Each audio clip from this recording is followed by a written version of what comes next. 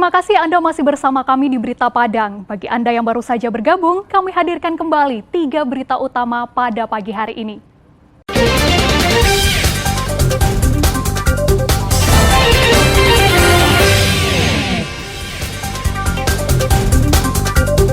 Puluhan warga miskin dapat bantuan beras kualitas premium. Panwaslu kampanyekan Capres, hingga rumah sakit Semen Padang meledak, kami sampaikan dalam Padang Sepekan.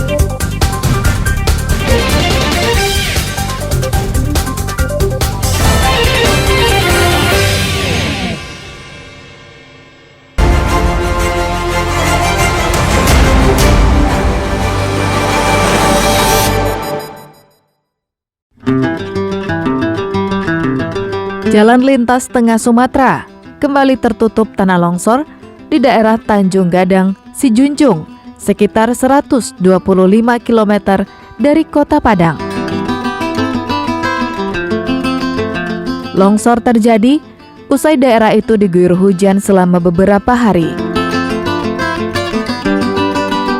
Bukit yang berada tepat di sisi jalan longsor sepanjang 50 meter dan menutup badan jalan setinggi hampir 2 meter. Akibatnya, antrean panjang kendaraan tak bisa dielakkan dan mengular sepanjang hampir 5 km dari kedua sisi. Pengemudi harus sabar menunggu petugas menyingkirkan material longsor yang menutup badan jalan.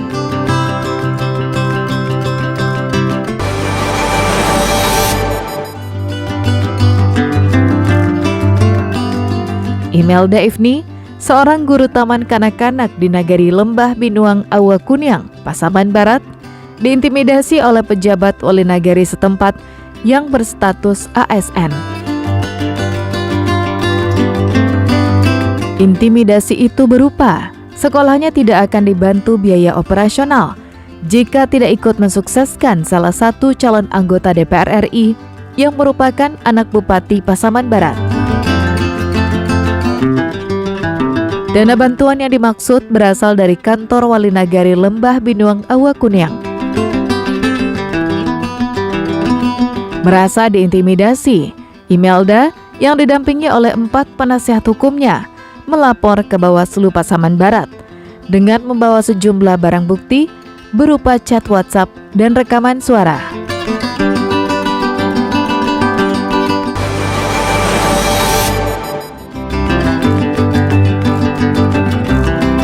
Seorang ketua Panwaslu Kecamatan Luhak Nanduo, Pasaman Barat, mengkampanyekan dan mengajak masyarakat untuk memilih salah satu pasangan calon presiden pada pemilu mendatang.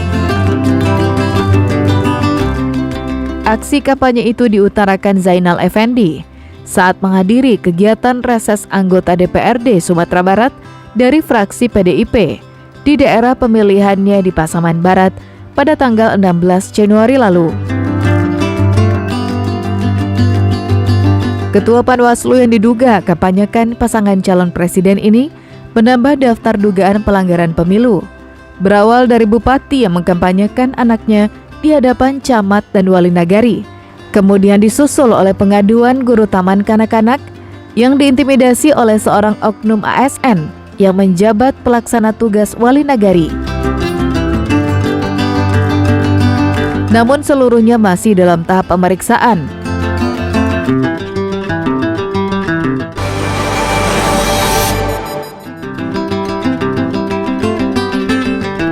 Tiga hari setelah kasus perampokan seorang pedagang emas di Sungai Geringging, polisi dari Polres Pariaman dan Polda Sumatera Barat melakukan penangkapan terhadap 2 orang anggota komplotan perampok itu di Riau.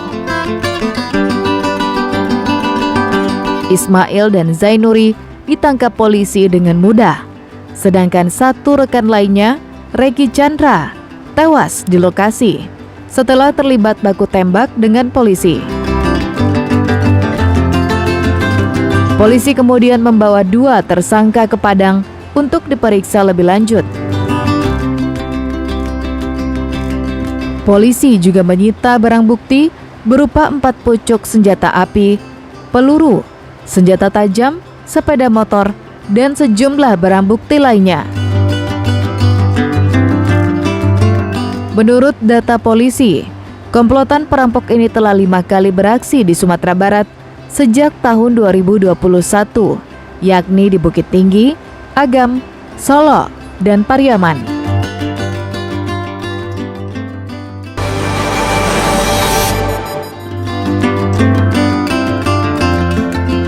Kepolisian daerah Sumatera Barat melakukan olah tempat kejadian peristiwa untuk memastikan penyebab ledakan yang terjadi di Rumah Sakit Semen Padang pada Selasa malam.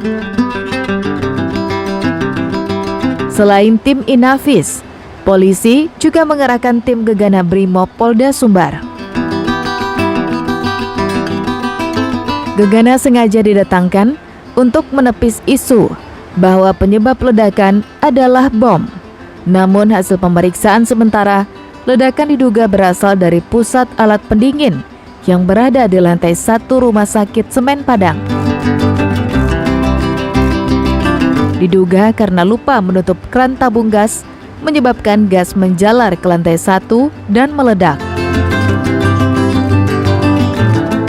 Ledakan itu menyebabkan plafon bangunan hancur.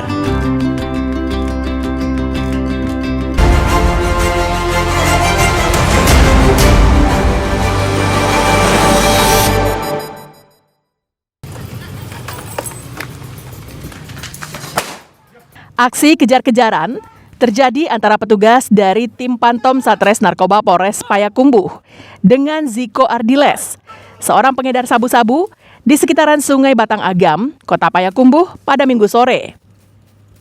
Mencoba kabur dari kejaran petugas, tersangka yang merupakan residivis yang baru 2 bulan bebas dari tahanan atas kasus yang sama ini, nekat melompat ke Sungai Batang Agam, Kota Payakumbuh. Namun upaya pelarian akhirnya sia-sia. Sebab petugas berhasil mengepung di sekitar sungai yang menyebabkan tersangka tidak bisa berbuat banyak dan akhirnya menyerah. Penangkapan tersangka ini berdasarkan informasi dari masyarakat yang curiga akan aktivitas tersangka semenjak keluar dari penjara.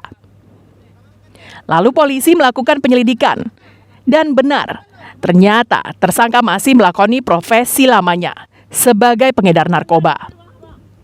Tersangka digerebek saat hendak bertransaksi di rumah kontrakan temannya, langsung lari dan melompat ke sungai.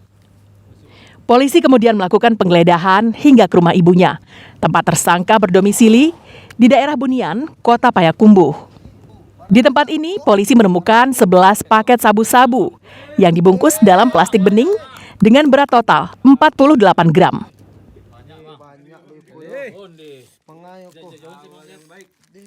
Pelaku sudah dilakukan pengintaian ataupun penyelidikan dari tim narkoba kami dan pelaku masuk ke sungai, akhirnya ditangkap di dalam sungai dan penggeledahan barang bukti dilakukan di dalam rumah orang tuanya. Barang bukti yang diamankan adalah 48 gram, 11 paket jenis sabu. Dari hasil pemeriksaan sementara, sabu-sabu yang hendak dijual Ziko ini dibeli dari seseorang bernama Indra yang berdomisili di Kota Pekanbaru. Hingga saat ini tersangka masih menjalani pemeriksaan di Mapores Payakumbuh untuk pengembangan lebih lanjut. Sri Louis melaporkan dari Payakumbuh.